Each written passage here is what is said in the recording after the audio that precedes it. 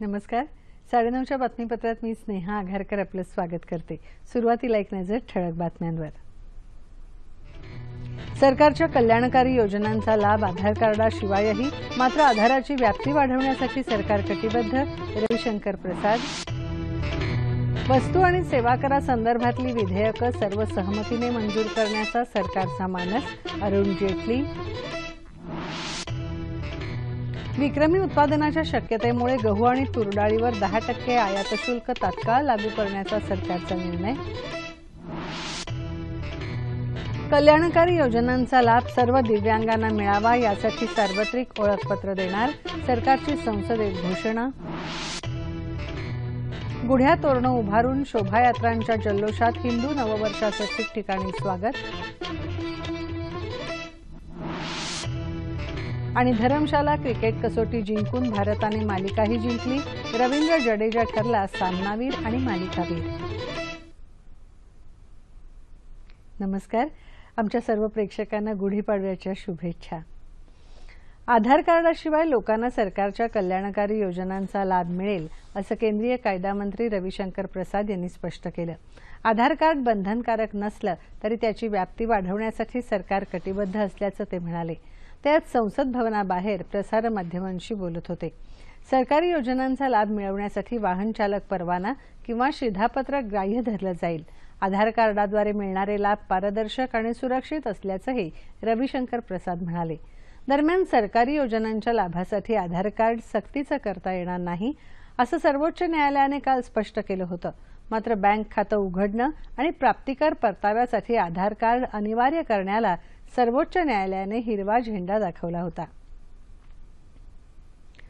वस्तू आणि सेवा करासंदर्भातली विधेयकं सामायिक सार्वभौमत्वाच्या सिद्धांतावर आधारित असून ही ऐतिहासिक कर सुधारणा विधेयकं सर्व सहमतीने संमत करण्याची सरकारची इच्छा आहे असं केंद्रीय वित्तमंत्री अरुण जेटली यांनी सांगितलं आहे. नवी दिल्ली इथे आज भाजपच्या संसदीय पक्षाच्या बैठकीत पक्षाच्या खासदारांना या विधेयकांबाबत माहिती देताना ते बोलत होते. पंतप्रधान नरेंद्र मोदी या बैठकीच्या अध्यक्षस्थानी होते. जेटली यांनी काल सादर झालेल्या 4ही विधेयकांची तपशीलवार माहिती या बैठकीत दिली असं संसदीय कामकाज मंत्री अनंत कुमार यांनी बैठकीनंतर सांगितलं. वस्तू आणि सेवा कर विधेयकावर लोकसभेत उद्या चर्चा होणार आहे. यंदा विक्रमी उत्पादन होण्याच्या अंदाजामुळे गहू आणि तुरडाळीवर सरकारने 10% आयात शुल्क लागू केलं आहे. शेतकऱ्यांच्या हितरक्षणासाठी सरकारने हा निर्णय घेतला असल्याची घोषणा केंद्रीय वित्त राज्यमंत्री अर्जुन राम मेघवाल यांनी आज लोकसभेत केली.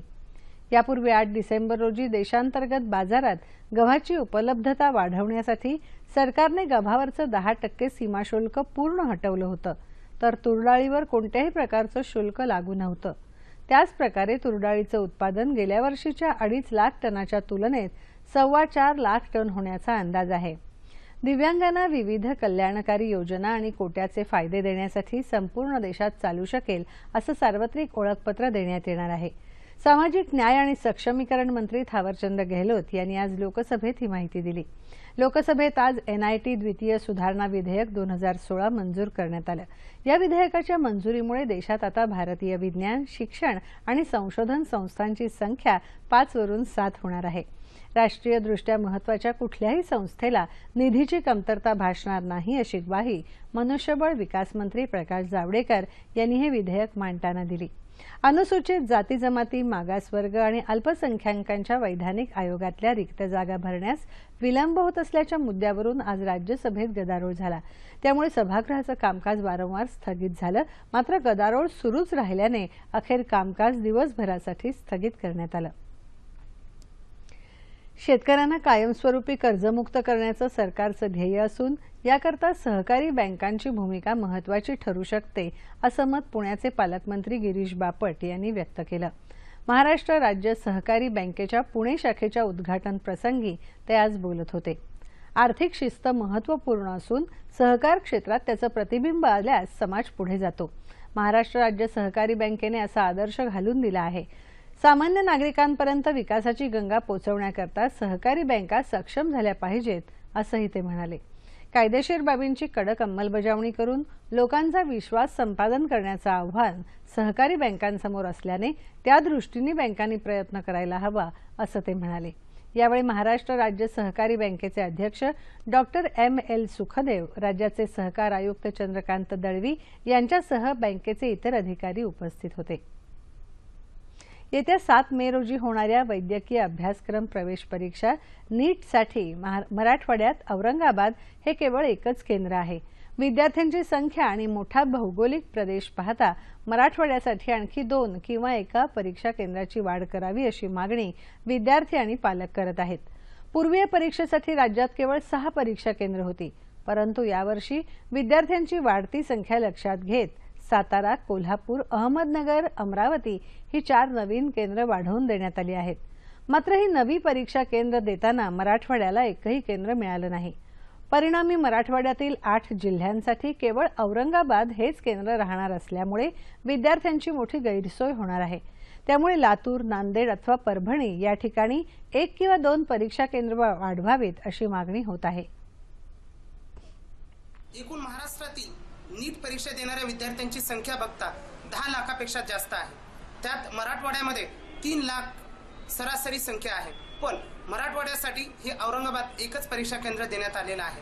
हे एवढं परीक्षा केंद्र पुरेसं नाही, कारण औरंगाबाद पासून बाकी जिल्ह्यातील अंतर हे जास्तीचं आहे। त्यामुळे मुलांना परीक्षा देण्यासाठी 1 दिवस पहिले औरंगाबादला मुक्कामी जावं लागेल। शेवटी नीट ही परीक्षा आम्ही 2 वर्ष केलेली मेहनत 3 तासात ठरवणार आहे आणि या 3 तासात आमची मेंटॅलिटी चांगली नसेल तर त्यावर नक्कीच आमच्या रिझल्टवर परिणाम होणार आहे आणि हे 3 तासाची जी मेंटॅलिटी आहे ती जर का प्रवासामुळे खराब होणार असेल तर हे योग्य नाहीये। त्याच्यामुळे सरकारने आम्हाला मराठवाड्यात अजून एक सेंटर वाढून द्यावं। याच्यामुळे काय होईल की पालकांना आम्हाला जो होणारा त्रास आहे तो कमी होईल, आमचा खर्च वाचेल, वेळ वाचेल, अभ्यासही जास्त होईल।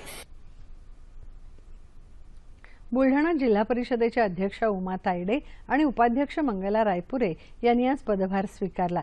राष्ट्रपिता महात्मा गांधी, राजमाता जिजाऊ आणि सावित्रीबाई फुले यांच्या प्रतिमेला अध्यक्षांनी पुष्पांजली अर्पण केली। कृषी मंत्री पांडुरंग फुंडकर, आमदार चैनसुख संचेती आणि संजय कुटे आदी यावेळी उपस्थित होते। ग्रामीण विकासासाठी कटिबद्ध राहण्याचा संकल्प उमा तायडे यांनी यावेळी व्यक्त केला। आम्ही तळागाळातील शेतकरी लोकांच्या खेड्यागावांमध्ये जाऊन सगळं आम्ही माहिती घेऊ आणि माझ्या शेतकऱ्यांसाठी तत्पर आम्ही सेवा द्यायला केव्हाही हजर राहू।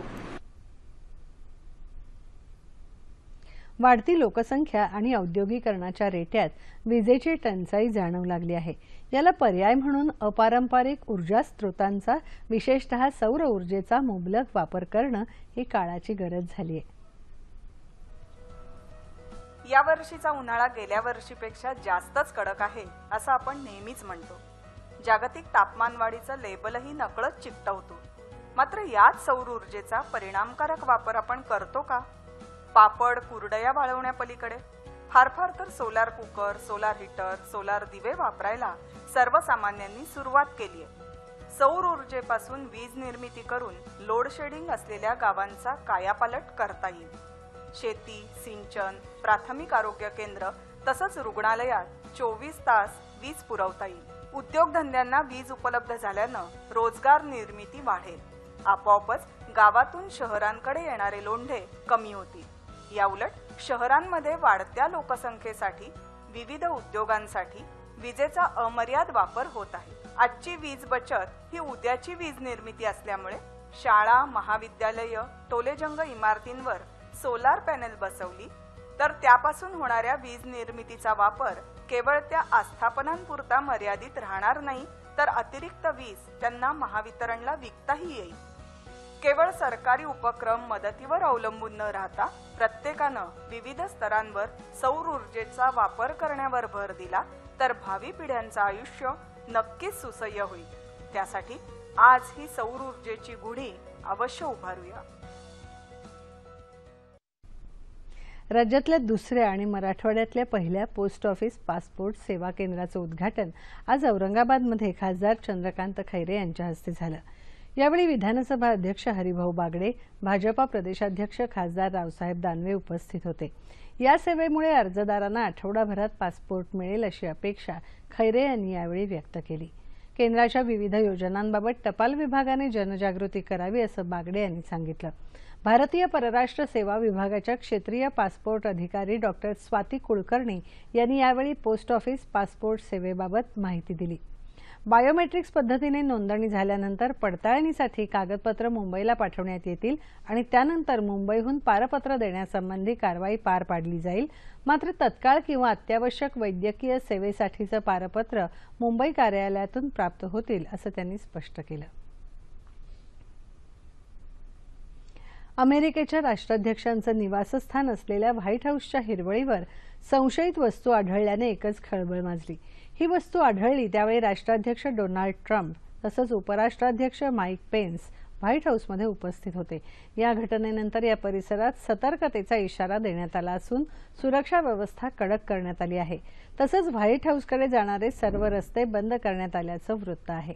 अमेरिकन गुप्तचर खातं या घटनेची चौकशी करत आहे। आज चैत्र शुद्ध प्रतिपदा, हिंदू नववर्षाचा पहिला दिवस। देशाच्या विविध भागात हा सण गुढीपाडवा, चैत्र शुक्लादी, उगाडी, चेटीचांद, नवरेह अशा नावांनी साजरा केला जातो। महाराष्ट्रात आज शालिवाहन शके 1939 सुरू झालं। कार्यारंभाचा, नव्या ऋतूचा स्वागताचा दिवस म्हणून आजच्या दिवशी मांगल्याचं आणि समृद्धीचं प्रतीक असलेली गुढी उभारली जाते। आजपासून वासंतिक नवरात्र आणि श्रीराम जन्मोत्सवाच्या कार्यक्रमाला प्रारंभ होतो।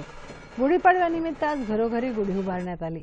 राज्यात मुंबई, ठाणे, नागपूर, रायगड, जळगाव, लातूर, उस्मानाबाद, अमरावती, वाशिम, औरंगाबाद आदी ठिकाणी विविध सांस्कृतिक कार्यक्रमांचं आणि शोभायात्रांचं आयोजनही करण्यात आलं। याची काही क्षणचित्र।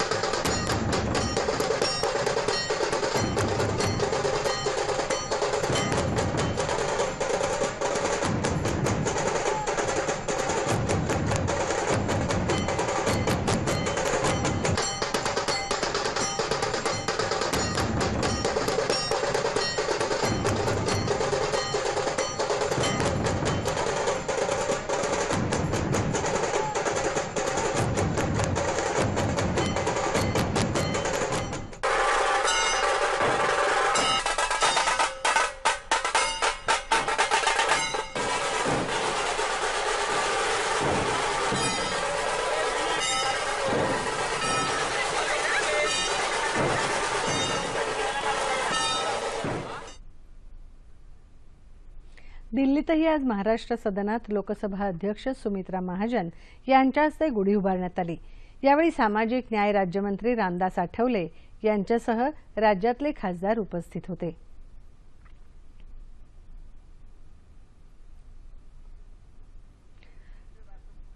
राष्ट्रीय स्वयंसेवक संघाचे आद्य सरसंघचालक डॉक्टर केशव बळीराम हेडगेवार यांच्या जन्मदिनानिमित्त आज हिंगोली इथे राष्ट्रीय स्वयंसेवक संघाच्या स्वयंसेवकांचं पथसंचलन झालं। यावेळी रस्त्यावर रांगोळ्या काढण्यात आल्या तसंच पुष्पवृष्टीही करण्यात आली। नांदेड विभागाचे प्रचारक रामदासजी निकम यांनी यावेळी मार्गदर्शन केलं।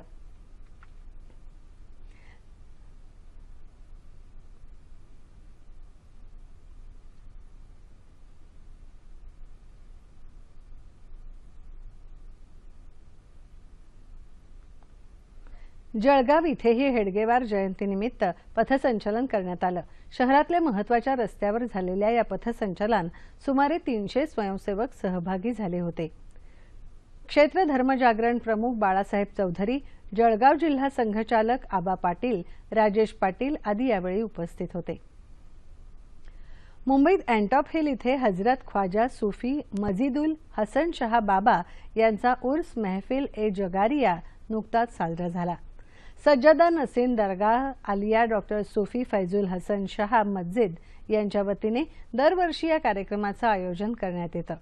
मुंबई काँग्रेस समितीचे अध्यक्ष संजय निरुपम यावेळी प्रमुख पाहुणे म्हणून उपस्थित होते, तर प्रसिद्ध सूफी गायक अंजुम लखनवी, अबीब इलाहाबादी हे या कार्यक्रमात सहभागी झाले होते। यावेळी बनारस, कुर्ला, माहीम, शिवडी इथून आणलेल्या सरकारी चादर पोशाचाही कार्यक्रम झाला।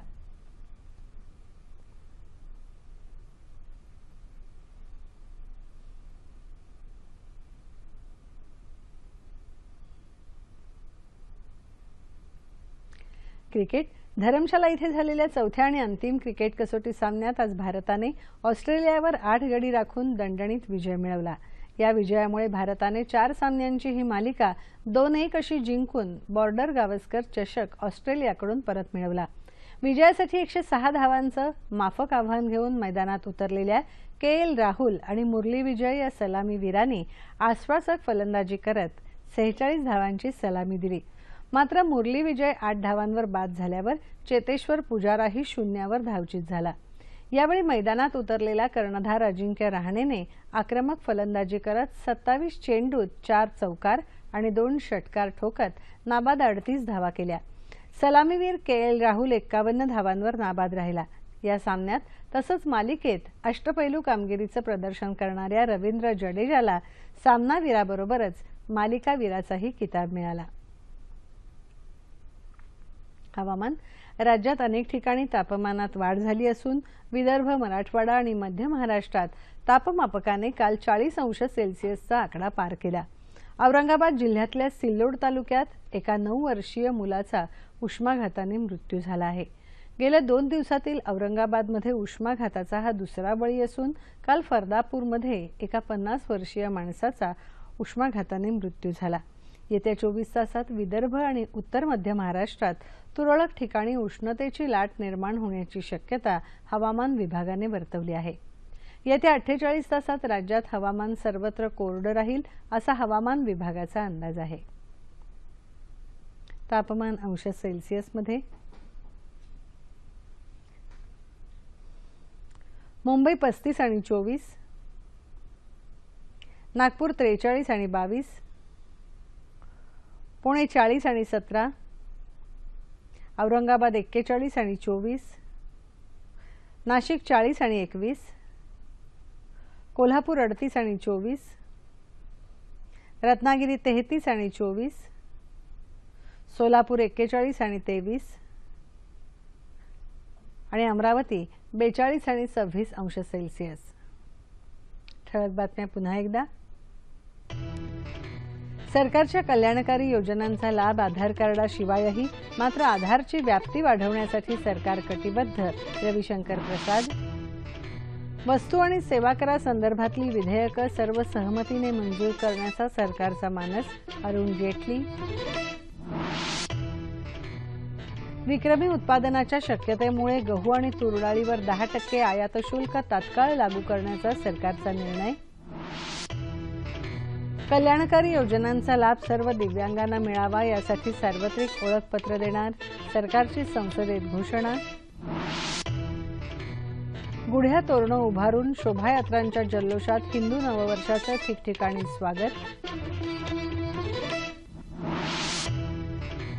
आणि धरमशाला क्रिकेट कसोटी जिंकून भारताने मालिकाही जिंकली, रवींद्र जडेजा ठरला सामनावीर आणि मालिकावीर। याबरोबरच हे बातमीपत्र संपलं. पुन्हा भेटूया उद्या सकाळी 8:30 वाजता आपल्या सह्याद्री वाहिनीवर. नमस्कार.